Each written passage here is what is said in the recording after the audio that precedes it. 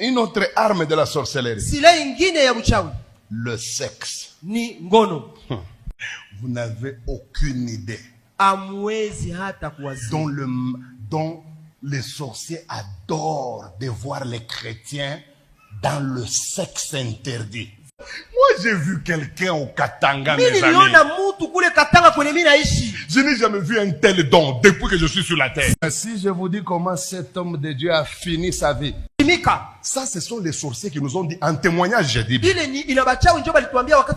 sorciers nous ont dit en témoignage que quand ce pasteur l'a prié, si tu es sorcier, tu quittes à gauche. Tu veux traverser sa maison pour aller à droite. Si tu arrives à son niveau, là, tu tombes. Il était puissant, fort. Nous, on le respectait beaucoup. Quand bien même il n'était pas de la même communauté que nous.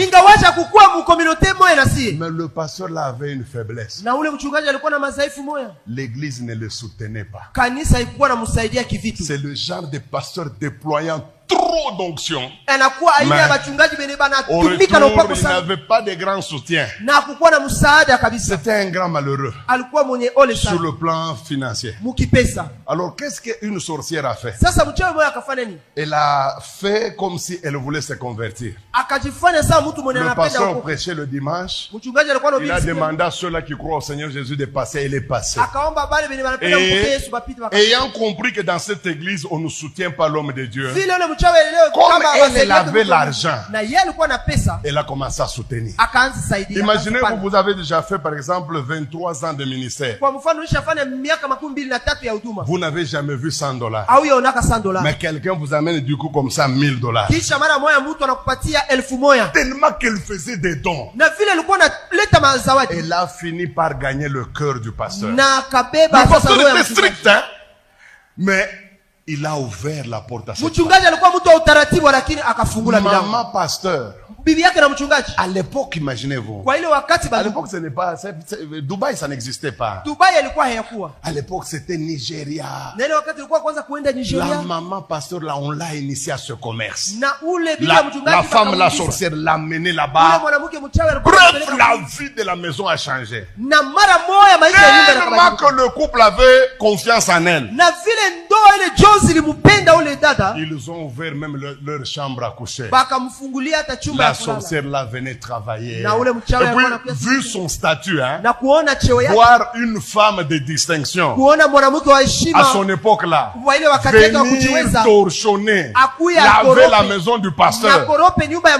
Pour le pasteur, c'était une forme d'élévation. Le diable reste diable. Un jour, maman pasteur est au Nigeria, mes amis. La maman, la sorcière entre guillemets, s'amène chez le pasteur. Elle lui présente ses problèmes. Alors, oui, le pasteur était très prudent, hein, puisque l'église était à peu près à 100 mètres de sa maison. Le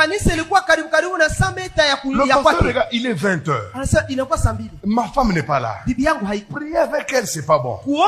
Allons à l'église, puisque tu vois l'église, il y a des fenêtres, ça se voit tout ça. Bon, ils sont allés là-bas prier.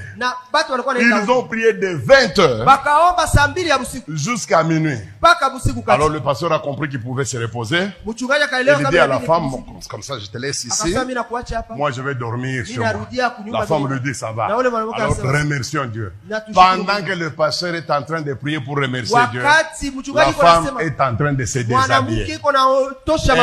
Elle est restée toute nue comme un verre. Et quand le pasteur a dit Amen, il a vu effectivement devant lui qu'il y avait Amen. Alors, ne voulant pas, le pasteur commença à se rendre vers la grande porte. La femme va utiliser la plus grande menace. Elle lui dit, ose sortir. Je vais rester nu. Et je vais crier, je vais dire aux gens que tu es en train de me violer. Le pasteur maintenant était entre son honneur et l'honneur de Dieu. Il va rentrer. Et l'irréparable va être fait. Il va coucher avec cette femme. Pendant qu'il couchait, après les rapports, la femme a pris sa semence.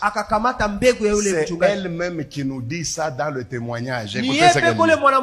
Parce que nous, quand le pasteur a eu des problèmes, on ne comprenait rien. Elle dit, aussitôt je suis allé dans le Tchanda.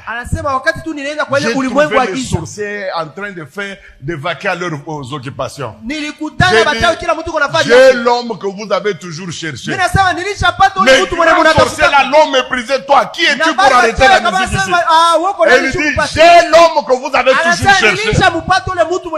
Personne ne l'a croyait. Tant le pasteur était fort, combien de sorciers sont morts à cause de ce pasteur-là? Mais elle va finir par convaincre le chef des sorciers. Et le chef des sorciers a dit, arrêtez la musique, nous allons écouter notre sœur.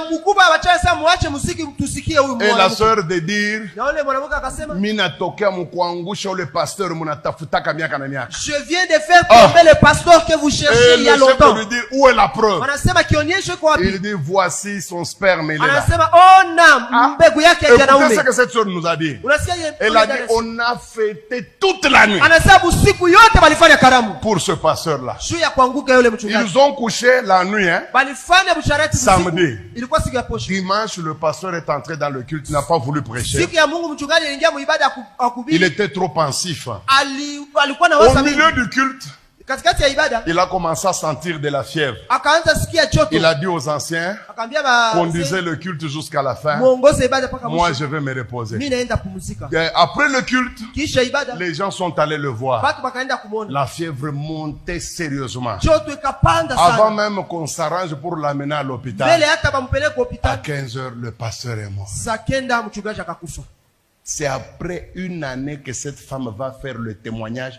Comment le pasteur... Nous sommes allés au cimetière, on pleurait cet homme de Dieu-là. On ne savait pas que le pasteur, on l'a envoûté avec le sexe. Le sexe tue. Le sexe déséquilibre. Ne faites pas ça. Vous allez vous détruire.